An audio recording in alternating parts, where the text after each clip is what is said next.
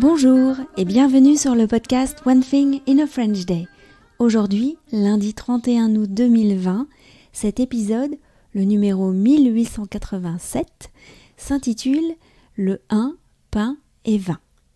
J'espère que vous allez bien et que vous êtes de bonne humeur. Oui, le podcast sera là tout l'été pour vous faire voyager en France par les ondes ou par de belles rencontres.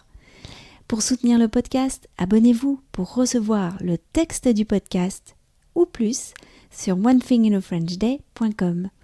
N'hésitez pas à m'envoyer des messages par Facebook, Instagram ou encore par email à frenchday@gmail.com.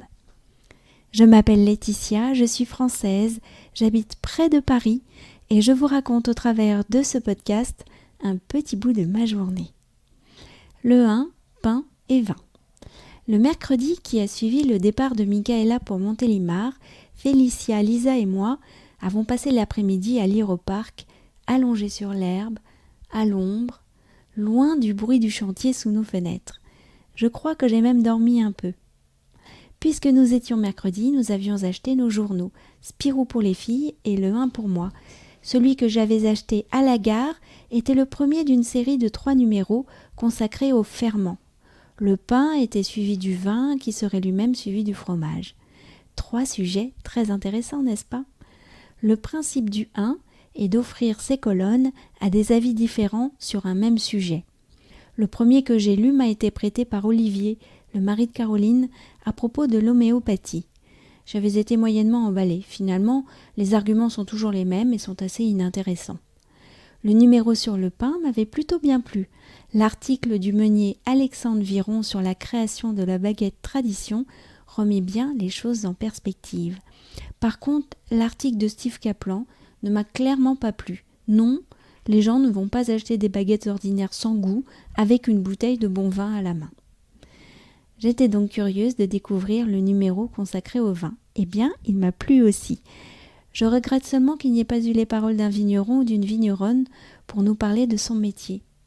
J'ai beaucoup aimé l'entretien de la blogueuse Miss Glouglou qui raconte sa découverte du vin.